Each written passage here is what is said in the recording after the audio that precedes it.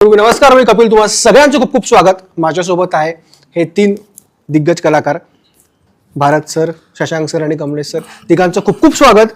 आणि सिनेमाचं नाव जरी सालबर्डी असलं आणि सिनेमा जरी सिरियस असला तरी तुम्ही आता बघितलं असेल की यांची ऑफ द कॅमेरा कशी धमाल मस्ती चालते. बरं सर, तुमच्यापासून सुरुवात करतो. सिनेमाचं नाव खूप इंटरेस्टिंग आहे आणि सत्य घटनेवर आधारित सिनेमा आहे. काही सत्य घटनांचे संदर्भ या सिनेमात दिले गेले आहेत आणि तुम्ही सगळे एकत्र या सिनेमाच्या निमित्ताने आला आहात. तर कशी ही प्रोसेस होती?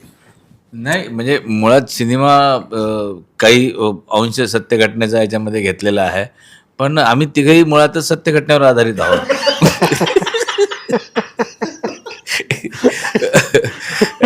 खरं तर काय आहे, हा विनोदी वातावरण ठेवण्यामागचं कारण असं आहे की सिनेमा आमचा थोडा हॉरर जॉनरचा आहे आणि थोडा भीती वाटावी असा भीतीदायक असा सिनेमा आहे. पण बऱ्याच मला असं वाटते की आज बऱ्याच वर्षापासून मराठीत असं हॉररपट आलेलं नाही आहे, आलेलं नसावा काय माझ्या पाहण्या ऐकण्यात तर नाही आहे. तर त्याच्यामुळे याची एक आपण बऱ्याचदा अशा गोष्टीची पण वाटच बघत असतो का एक असा एक या पद्धतीचा चित्रपट यावा, आपण पाहावा. आणि तसा नुसतंच हा काही हॉररपट वगैरे नाही आहे, एक कंप्लीट मूवी ज्याला आपण म्हणू, कंप्लीट पिक्चर जसं म्हणू की मतलब इसमें ड्रामा भी है, ट्रेडिशन भी है, ॲक्शन भी है, कॉमेडी भी है. ह्या पद्धतीचा हा सिनेमा रमेश यांनी रमेश भी नाही, अरे हा रमेश चौधरीनं हा सिनेमा शोलेच्या एक रमेश शोले नंतर एक रमेश इकडे यांनी चित्रपट काढला, पण खरोखर चांगला आहे आणि आजच्या काळात त्याची खऱ्या अर्थानं गरज असलेला हा विषय आहे. कारण इतकी लोक भरकटलेले आहेत, लोकांना काही समजून नाही राहिलं आहे काय करावं, कोणत्या बुवाच्या मागे जावं, कोणती पूजा करावं, ह्याच्यात इतके लोक गुंतलेले आहे खरं तर. पण ते म्हणजे आता त्याच्यातून पण आम्ही कम्प्लीट तर काही बाहेर काढू शकत नाही, पण जेवढा प्रयत्न होईल आमच्याकडनं किंवा या मीडियातर्फे हा जो माध्यम आहे, सिनेमा हे जे काही माध्यम आहे, आणि म्हणजे काही सिनेमातून एकदम सुधरून जातील अशातला काही भाग नाही, पण एक विचार करायला भाग पाडणारं हे एक माध्यम आहे. त्याच्यामुळे अशा विषयाचा सिनेमा. आणि काय झालं की आमचा एक योगायोग असा झाला आहे की आता हा सिनेमाची खरंच प्रोसेस करत 3 वर्षापासून चालू आहे आणि नेमका खरात बाबा जन्माला आला.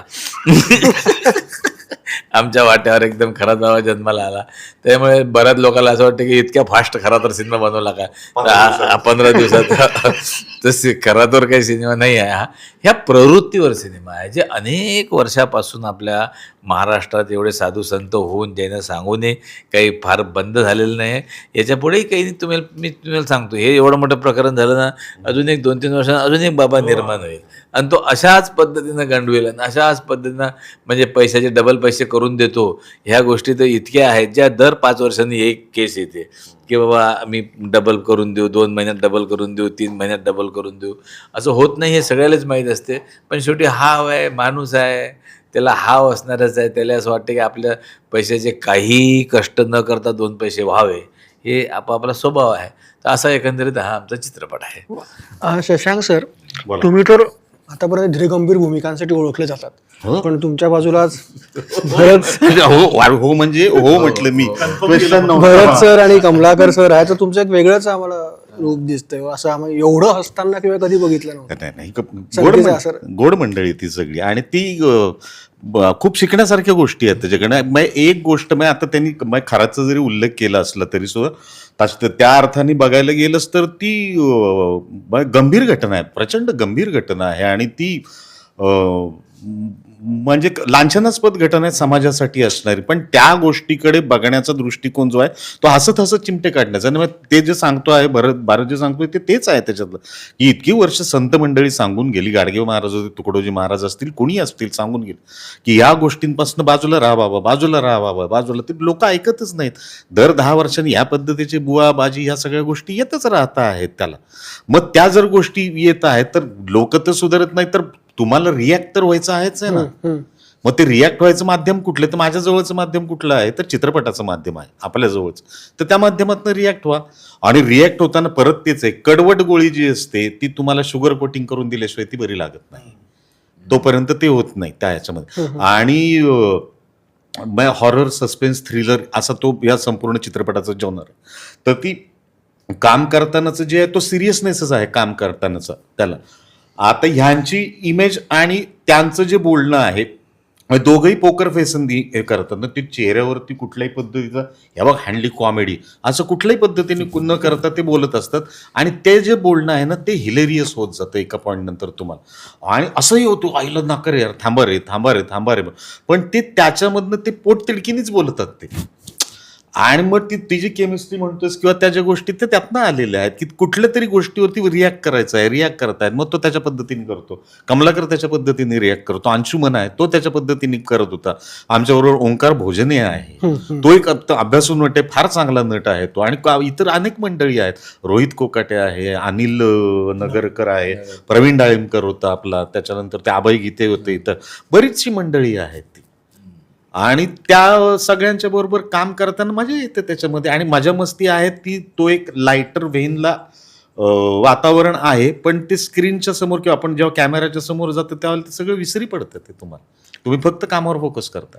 तुम्ही दोघांनी नाही, बरोबर आहे. म्हणजे आता म्हणजे मगाशी खरंचचा विषय निघाला होता, तर खरंचच्या विषयावरती ऍक्च्युली खरं तर हा सिरियस विषय आहे, पण आता लोक तर कॉमेडीवर न्यायला लागले. आता त्यातलं सिरियसनेस गेला. पहिला व्हिडिओ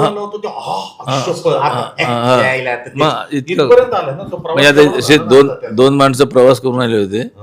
एका विचारलं तुम्ही कुठे राहता, तुम्ही कुठचे, तर दुसरा म्हणला मी गडचिरोलीचा आहे. तर म्हणलं अहो बोल तुमची भाषा तर नाशिकची वाटते म्हणलं. तर म्हणलं मी बेसिकली आहे नाशिकचाच, पण नाशिकचं सांगितलं की लोक खराच्या क्लिपा मागतात म्हणून मी गडचिरोली सांगतो.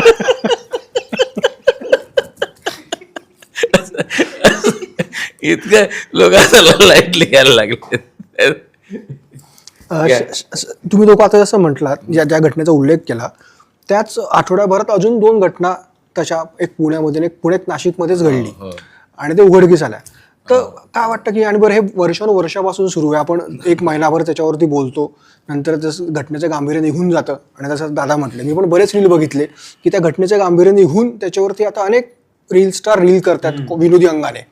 तर हे कुठेतरी एक आपण समाज भरकटतोय का, किंवा सोशल मीडियाचा दुरुपयोग होतोय का? सोशल मीडियाला 1-2 मिनिटं डिस्टर्ब करतो. हे बघा तुम्ही म्हणता ना हे थांबणार नाही आहे. काय केलं आता नाशिकमध्ये फिरून पहा तुम्ही. आता जे घराची वास्तुशांती आहे ते वास्तुशांतीची पूजा करणार आहे का नाही करणार आहे मला सांगा तुम्ही. करणारच आहेत ते. हे माहीत आहे की याच्यात काही फायदा नाही आहे, पण सगळेजण वास्तुशांतीची पूजा करणार आहे, 1,00,000% करणार आहे. त्यामुळे हे थांबणे नाही आहे सर, कारण हे इतकं झिरपलं गेलेलं आहे. आणि आता समाज इतका आळशी झालेला आहे की त्याला फ्री फंडमध्ये सगळ्या गोष्टी पाहिजे आहेत. त्याच्यामुळे हे सगळे लफडे होणारच आहेत. श्रद्धा आणि अंधश्रद्धेचा भाग आहे तो. जी रील स्टार आहेत ते त्यांना कुणालाही कॉन्टेंट पाहिजेच आहे त्याच्यामध्ये. मुळात फेल्युअर जे आहे ना ते खूप सुरुवातीपासूनचं आहे. म्हणजे तो वाद त्यावेळेचा होता, आगरकर आणि टिळकांच्यातला जो वाद होता ना तो तिथपासूनचा आहे तो. म्हणजे जर तू खूप मागं गेलास तर की आधी समाज शिक्षित होऊ देत, सुशिक्षित होऊ देत समाज, मग आपोआप तुम्हाला स्वातंत्र्य मिळेल. आणि टिळकांचं त्याच्यावरचं म्हणणं होतं की नाही आधी स्वातंत्र्य मिळू दे, समाज नंतर आपोआप सुशिक्षित होईल. आजची स्थिती अशी आहे की इंजिनियर असलेली, डॉक्टर असलेली माणसं सुद्धा साक्षर आहेत, ती सुशिक्षित नाहीत. लिहिता वाचता येतं आणि सह्या करता आहेत. ज्या पद्धतीने बोंदगिरीला किंवा त्या अंधश्रद्धेला आपल्याकडनं खत पाणी घातलं जात आहे, आणि मी ह्याच्यामध्ये काही चुकीचं करतो आहे हे आपल्याला कळतच नाहीत ना गोष्टी. ते मुद्दा आहे. नाही, रिअलाइज होण्यापेक्षा सुद्धा आहे ना की मी करतो आहे ते योग्यच आहे. माझ्या पुढे हा एकमेव मार्ग आहे आणि ह्या मार्ग स्वीकारल्यानंतर मला या सगळ्या गोष्टींमधनं सुटका मिळणार आहे, ह्याच्यावरती ठाम विश्वास आहे. आपण मगाशी पण बोललो की या सगळ्या प्रकारामध्ये मी माणूस म्हणून, व्यक्ती म्हणून माझ्या स्वतःवर काम करायला पाहिजे ना रे. मी तुझ्यावरती अवलंबून राहिल्यानंतर तू माझा गैरफायदा घेणारच आहेस. तू मनुष्य स्वभाव आहे, तो घेणारच आहे गैरफायदा तुमचा. तुम्हाला कळलं पाहिजे. आणि अशा कुठल्या इन्सिक्युरिटीज आहेत आयुष्यामध्ये की नाही मला आता जाऊन हे करायलाच पाहिजे, त्याच्याशिवाय मला ह्याच्यातून मार्ग नाही किंवा सुटका नाही.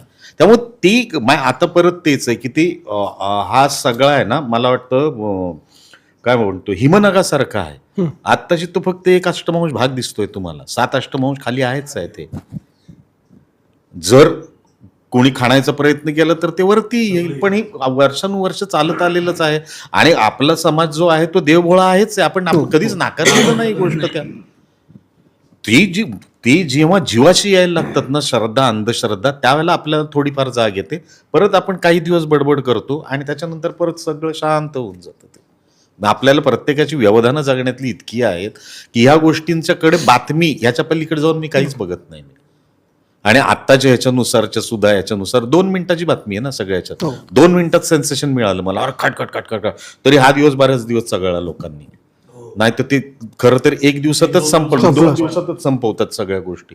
तर माझ्यासाठी एक्साइटमेंट होती ना ती, फक्त ती माझ्यासाठी शर्मेची बाब न असता संपूर्ण समाजासाठी किंवा बघणारा म्हणून जो होता त्याची माझ्यासाठी एक्साइटमेंट होती. की काय काय फार बेकार झालं, फार बेकार झालं, की पुढचं रील बघायला मी तयार असतो. हा काय आहे, कांदा भजी कशी करावी.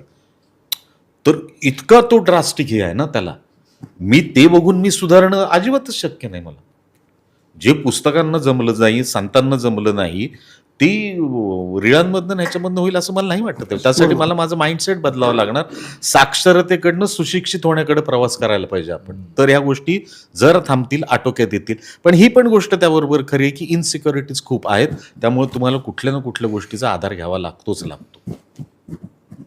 कमलाकर दादा, जसं सिनेमाचा पण विषय श्रद्धा आणि अंधश्रद्धा याच्यावर भाष्य करण्याचा प्रयत्न करण्यात आला आहे. अनेक सत्य घटनांचा संदर्भ या सिनेमासाठी वापरण्यात आला आहे. तुमचं या सगळ्यांबद्दल काय मत आहे की आजही आपल्या पुरोगामी महाराष्ट्रात अजूनही अशी बरीच खेडेगावं आहेत, अजूनही अशी बरीच गावं आहेत जिथे अशा गोष्टी चालतात किंवा ज्यांना बळ दिलं जातं, त्याबद्दल तुमचं काय मत आहे? खरं तर ना, आपण त्या ग्रामीण लोकांना दोष देणं हेच चुकीचं आहे. आताची जी घटना आहे ही नाशिक सारख्या मेट्रो सिटीमध्ये घडली आणि त्याला जे बळी पडले ते सगळे सुशिक्षित लोक होते, ते गावातली लोक नव्हते ना.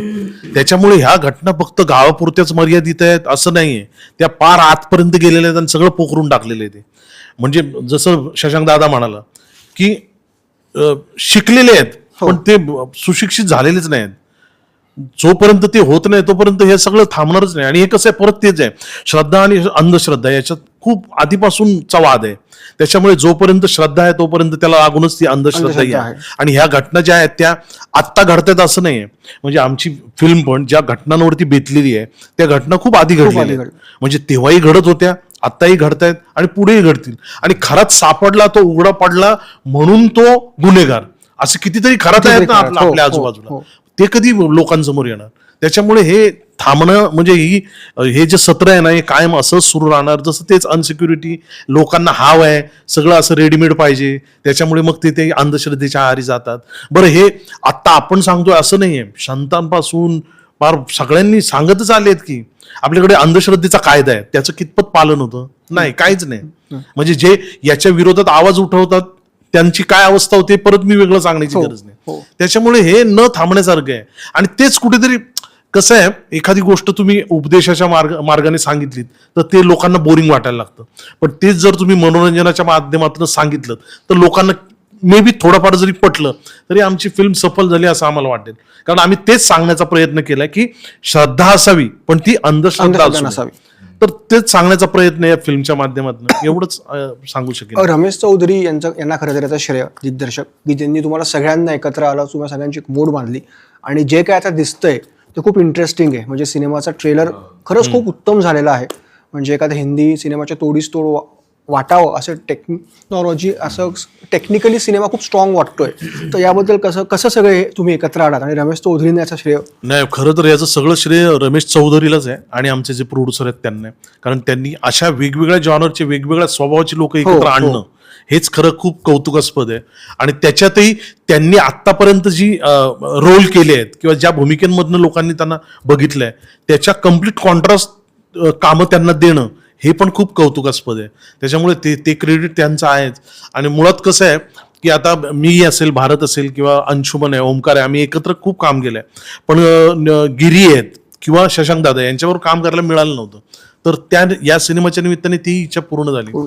कारण शशांक दादा म्हणजे सगळं ज्ञान असलेला असा माणूस आहे. म्हणजे कुठचंही क्षेत्र घ्या, मग रंगभूमी असेल, सिनेमा असेल किंवा साहित्य असेल, तर तो एक फायदा झाला इनडायरेक्टली. कारण आमचं वाचन कमी असल्यामुळे किंवा वाचन नसल्यामुळे ज्या गोष्टी वाचायच्या राहून गेल्या त्या शशांक दादाकडनं आम्हाला कळाल्या. तो एक फायदा या सिनेमाच्या निमित्ताने झाला. आणि ही जी मोड बांधली आहे, याची जी सगळी पॉझिटिव्हिटी आहे ती जी रिफ्लेक्ट झाली आहे ना फिल्ममध्ये, ती तुम्हाला फिल्म बघताना नक्कीच जाणवेल. कारण प्रत्येकाने खूप मन लावून काम केलं आहे. आणि परत तेच आहे की त्या रमेश चौधरीचं विजन एवढं क्लिअर होतं की या रोलला हेच जसं आता भारत म्हणाला की त्याचं 3-4 दिवसाचंच काम होतं, पण तोच हवा होता त्या रोलसाठी त्याला. आणि तो रोल भारताने खूपच म्हणजे परत भारतच्या ऍक्टिंग बद्दल मी बोलणं म्हणजे आता ते लोकांना माहितीच आहे. तर सगळ्यांनी तेवढ्याच पोटतिडकीने काम केलंय. आणि त्याला कारणीभूत आजूबाजूच्या घटना पण आहेत, त्याच्यावरती कुणाला आपल्याला प्रत्येकाला रिएक्ट व्हायचंच असतं, पण प्रत्येकाला संधी मिळतेच असं नाही. तर आमच्या सगळ्यांसाठी माध्यम कुठचं होतं तर सिनेमा. तर त्या माध्यमातूनच आम्ही सांगण्याचा प्रयत्न केलाय की बस झाली आता अंधश्रद्धा, आता कुठेतरी आपण थोडेसे शहाणे होऊया, याच्यापासून अलिप्त होऊया. या सिनेमानंतर 2 लोकांना जरी आमचे विचार कळले तरी आम्ही आमचं काम केल्याचं समाधान मिळेल. शशांक सर, हाच की रमेश चौधरींनी कशी सगळी मोड तुमची सगळ्याची जुळवणार? तो दिग्दर्शकाच्या बरोबरच आहे ना, तो उत्तम मॅनेजर सुद्धा आहे. त्याला त्या तू जर हे बघितलंस ना, पोस्टर बघितलंस ना, त्याच्यावरचे चेहरे जर बघितलेस ना तू, तर त्याच्यामध्ये त्या चेहऱ्यामधनं सुद्धा आहे ना, तुला असं अजिबात जाणवत नाही की ह्याच्यात एकही ऑड चेहरा आहे म्हणून. सगळी गावाकडची वाटतात. आणि त्यांनी कमलाकर ज्या पद्धतीने म्हटलं ना की ह्या जॉनरचं काम मी आयुष्यभर करतो आहे, त्या जॉनरचं काम आपण करतो आहोत, तर त्या सगळी जी गृहीतकं आहेत ना ती पूर्णपणे त्यांनी खोडून काढली. ती की तू आहे ना ह्या पद्धतीचं काम करून बघ बरं. त्या अर्थाने त्यांनी ऍक्टर्सच्या बाबतीत त्यांनी एक्सपेरिमेंट केला. दो इट्स अ कमर्शियल फिल्म, पूर्णपणे एंटरटेनिंग फिल्म आहे. 4 गाणी आहेत, काश्मीरचं गाणं आहे, सोनाली कुलकर्णीचं गाणं आहे, त्याच्यामध्ये एक सॅड सॉन्ग आहे, जावेद अलीनी म्हटलेलं गाणं आहे, त्याच्यानंतर एक रॅप पण आहे त्याच्यामध्ये. आणि तसं ते एंटरटेनमेंटचं पॅकेज आहे ते. मग आता आपण श्रद्धा अंधश्रद्धा या सगळ्या गंभीर विषयावरती जरी बोलत असलो तरी सुद्धा ते एक एंटरटेनमेंटचं पॅकेज आहे. आणि त्याला ते फार चांगलं कळलं होतं की चित्रपट जो करायचा आहे हा मनोरंजनासाठी करायचा आहे तो, आणि व्यक्त होणं आणि ह्या गोष्टी आहेतच त्या सगळ्याच्यामध्ये. पण माझा जो क्राऊड आहे आल्याला किंवा येणारा जो क्राऊड आहे तो 200 रुपयाचं तिकीट काढून येणार आहे, तर त्याचे जे 200 रुपये आहेत त्याचा मोबदला त्याला पूर्णपणे मिळायला पाहिजे. आणि प्रत्येकाची जबाबदारी आहे त्याच्यामधली. आणि ते म्हणून त्यांनी ते एंटरटेनिंग ते त्या पद्धतीचं पॅकेज केलं. आणि बाकीचे एक तर कथा आवडलेली होती, त्यांनी ज्या पद्धतीने नरेट केली होती, त्यांनी ज्या पद्धतीने सांगितली होती गोष्ट, तर करण्यासारखी होतं त्याच्यामध्ये. म्हटलं चल करूयात. मग त्यांनी नावं सांगितलं, अरे काय नाही, भारतदादा आहे, कमलाकर आहे, अंशुमन आहे, हे बरं ही सगळी इतकी मोठी नावं. आणि ती म्हणजे ते खऱ्या अर्थाने ही मंडळी कलाकार मंडळीत. मग त्याला मग एक सांगितलं की 10 मिनिटं 15 मिनिटांमध्ये हे स्किट हे असं असे हे परफॉर्म करायचे, तर ती लोक हजाराचा माप हलू देणार नाहीत समोरचं. इतक्या चांगल्या पद्धतीने काम करू शकतात. तर ते त्यांच्याबरोबर त्या पद्धतीने, कारण हे सतत अलर्ट आहे ना, त्याचं शब्दाला प्रतिशब्द सुचत जातो, त्याच्यानंतर अजून नवीन काय करायचंय, नवीन काय, सतत नाविन्याच्या शोधामध्ये असतं. त्यामुळे ते पण एक प्रेशर असतं की अरे काय ह्यांची थॉट प्रोसेस काय आहे ना, हे एकदा आपण बघूया. जवळून बघायला मिळतात. खूप वर्ष एकमेकांना ओळखत असतो आम्ही. तरी 4-5 फिल्म केले असतील एकत्र, पण आम्ही एकच केली होती. पण ती हाय बाय फक्त लालबाग परेडमध्ये आम्ही एकत्र होतो त्याला, पण ते तेवढ्या पुरतच होतं ते सगळं. अंशुमन बरोबर कधीच काम केलेलं नव्हतं मी. पण त्यांची थॉट प्रोसेस बघणं, ते काय पद्धतीने म्हणजे त्याला आहे ना तुम्हाला फार पेशन्स लागतात अरे चित्रपटाला. माझ्या टेलिव्हिजन माध्यमामध्ये काम केल्यानंतर सतत काम करायची सवय असते तुला, की मी गेलो सेटवरती गेलो आणि मी काम सीन सीन सीन सीन करत राहा. चित्रपटात ते होत नाही ना. तुला प्रत्येक कॅरेक्टरला त्या पद्धतीचं वेटेज दिलेलं आहे, ते आहे त्याच्यामध्ये. मग मला खूप वर्षानंतर कळलं की चित्रपटामध्ये किंवा सिरियलमध्ये तुम्हाला अभिनयापेक्षा वाट बघायचे पैसे मिळतात. की तिथे बसून मी वाट बघतो आहे माझा सीन कधी येणार आहे, आणि कोणत्याही पद्धतीची चिडचिड न करता, कोणावरती वसवस न करता तुम्हाला काम करता यावं लागतं तिथे. आणि तो जो मधला वेळ असतो ना, तो कुठेतरी कारणीभूत लागावा असं वाटत असतं. ह्या निमित्ताने काय होतं, खूप सारी मंडळी भेटत जातात तिथे. आउटडोअर शूट म्हटल्यानंतर कोणी जात नाही. शनी शिंगणापूरला आम्ही शूट करत होतो. 1-2 दिवसात मुंबईला जाऊन येतो. नको ना जाऊ, कशाला जातो, थांब ना 2 दिवस इथे. मग ते 2 दिवस सत्कारणी लागतात. मग काही जुन्या गोष्टी असतात की आम्ही प्रयोग असे करत होतो, मी चित्रपटामध्ये हे केलं, मग हे वाचून बघितलंस का, किंवा याचा नाही नाही अरे तू ते हे बघ रे, काय वेब सिरीज बघ, फार भारी आहे बरं का वेब सिरीज. तर ह्या गोष्टी होतात, गप्पा होतात, देवाणघेवाण होते, त्यामुळे मजा असते, ती मौज आहेत सगळी. जसं आता सर म्हटले की एक पर्वणी होती सगळ्यांनी एकत्र जमणं, देवाणघेवाण होते, बऱ्याच गोष्टींचं चर्चा होतात. ते कलाकार म्हणून पण आपल्याला समजा आपण सगळ्याच एकत्र आलो, फार कमी कामाच्या वेळापासून भेटणं होतं, पण जेव्हा सगळे एकत्र आल्यावरती हे जेव्हा गिव्ह अँड टेक होतं तर पुढच्या गोष्टींसाठी पण अनुभव खूप कामाशी पडतो ना. हो, निश्चित स्वरूपात. कारण काय होतं की प्रत्येकाच्या सोबत घडलेले किस्से वेगवेगळे असतात. आता कसं होतं की आता कमलाकर माझा खूप आधीपासूनचा मित्र आहे, 25-30 वर्षापासूनचा आहे. शशांकला एक 12-15 वर्ष तर झालेच असतील आता आम्ही ओळखतोय. पण असं होत नाही की आम्ही रोज भेटतोय किंवा असं भेटतो असं, किंवा फोन होतो काय मेसेज, असं काय होत नाही. काही काम असं बाबा कोणाचं काही मला याचा काही रेफरन्स पाहिजे असेल तरच मी याला फोन करतो, असं होते. पण सिनेमामध्ये कसं होऊन जाते माहिती आहे का, की आता आलो आहे ना इकडे, तो फिर मग ती बैठक जमते. आता आता कसं होतं की सिनेमाचा सीन असा काही सिरियलसारखा असे चलो चलो चलो असं होत नाही. मग आता एक सीन झाला की त्यानंतर एक काहीतरी लाइटिंग आणि ते सगळं सेटअप चेंज करणं म्हटलं की 2-2.5 तास जातात. मग ते 2-2.5 तास जे आहेत व्हॅनिटीमध्ये असेल किंवा गावात तर झाडाखाली पण आम्ही झाडाखाली पारावर करून बसतो आणि मग अरे आमच्या ह्या नाटकात असं झालं होतं, त्या नाटकात तर झालं होतं, तुला माहिती आहे का हे नवीन हे आलं, नवीन ते झालं, अशा काय काय काय काय त्या गप्पा. आणि त्याच्यातनं मुख्य म्हणजे तुम्हाला फायदा मिळतोच. म्हणजे अनेक गोष्टी तर तुमच्या कानावर येतात, ते गोष्टी वेगळी आहे, पण सतर्कता पण असते. म्हणजे आता असं बोलू नये, पण बऱ्याचदा असंही होते की यार अच्छा त्याच्याबरोबर काम केलं का तू, अरे बापरे पैसे मिळाले, नाही यार नाही पैसे पहिले घे, वो भी बात आहे ना भाई. आपल्याला म्हणजे या निर्माता पैसे देते की नाही देत आपल्याला माहीतच नसते. अरे यार मला माहीतच नाही यार, नाही पहिले फोन कर, पहिले मागून घे. कारण त्याच्यात असे खूप अनुभव होते ज्यात तुमचा फायदाही होतो. किंवा आता नवीन कोण काय करते, किंवा आता हा एका स्टोरीवरती, हा दिग्दर्शक एका स्टोरीवरती काम करतोय, हा काम करतोय, तो ते आपल्याला एक मार्केटची माहिती होऊन जाते. तर फायदा निश्चित स्वरूपात आहे म्हणजे याचा. आणि महत्त्वाचा फायदा म्हणजे भरपूर मनोरंजन. म्हणजे साधारण आमचे आता हे नवीन पिढीतले तर ठीक आहे ओके, पण एरवी आम्ही वगैरे असलो तर फार काही मोबाईल आमच्याजवळ नसतात ॲक्च्युली. म्हणजे ह्याच्यात मी कोणाचा फोन आला तेवढं आपलं बोललं, ठेवून दिलं आणि बाकी चर्चाच असं चालू होतं. म्हणजे आता नवीन होते काय ते की एकटे बसले असेल तर ते मोबाईल आणि ते इतकं ते त्याच्यामध्ये गुंतलेले असतात सगळे. 4 लोक बसले असेल तर ते चारही वेगवेगळ्या पद्धतीने मोबाईलमध्ये बघतात. रीलचा प्रकार आला, रील काढायचे नाही खरं म्हणजे मित्र तर असे खूप तुम्ही फोटो बघा की 4 मित्र आहेत चांगले, म्हणजे भेटायला आलेले आहेत, पण तरी 4 जण वेगवेगळ्या मोबाईलमध्ये बघतायत आहे की नाही. तर तसं आमच्या थोडेसे आम्ही वयस्कर असल्यामुळे कदाचित असं असेल आम्ही मी आणि कमला.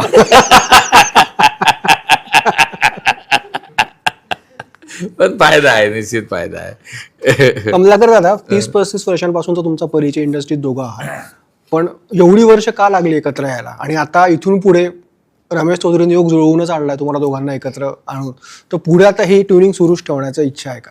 नाही, ते आमच्या हातात कुठे आहे, ते रमेशच्या हातात आहे. आणि मुळात आता 30 वर्ष लागले आम्हाला एकत्र. सिनेमा नाटक केलं होतं आम्ही त्याच्यानंतर, मेकअप नावाचं, परेश मोकाशीचं, रंगाचं. त्याच्यामुळे ते आमच्या हातात नाही. दिग्दर्शक दोन प्रोड्युसर्स यांच्या हातात आहे. त्यांनी मनात आणलं तर आम्ही रोजच करू एकत्र काम, त्याला काय लागवतंय. पण मजा येते, कारण जसं भारत म्हणाला की एकत्र भेटलो की मग बऱ्याच दिवसात भेटलेलं नसतो. त्याचं काय सुरू होतं, माझं काय सुरू होतं, त्यांची देवाणघेवाण होते, पुढे काय करायचंय किंवा पुढे कुठे काय करतोयस तर तेही इनडायरेक्टली कळतं. तर इंडस्ट्रीमध्ये काय चाललंय तेही कळतं इनडायरेक्टली. त्याच्यामुळे म्हणजे मजाच येते एकत्र काम करायला. पण जेव्हा आम्ही सेटवर जातो, म्हणजे या जॉनरची फिल्म असेल तर मग आम्ही व्हॅनिटीमध्ये खूप टाइमपास करायचो, पण जेव्हा सेटवर गेलो आणि सीन समजा वेगळ्या जॉनर म्हणजे मूडचा असेल तर तेव्हा आम्ही कधी सिरियसली काम करायचो, जोपर्यंत कट होत नाही तोपर्यंत. भंकस वगैरे तर व्हॅनिटीत व्हायची, पण कामाच्या वेळेस कामाला तेवढेच आम्ही सिरियसली असायचो. त्याच्यामुळे बघू आता ऐकणारे किती निर्माते आणि दिग्दर्शक कट करून सगळ्यांना पाठवू प्लीज. शशांक सर, शेवटचा प्रश्न.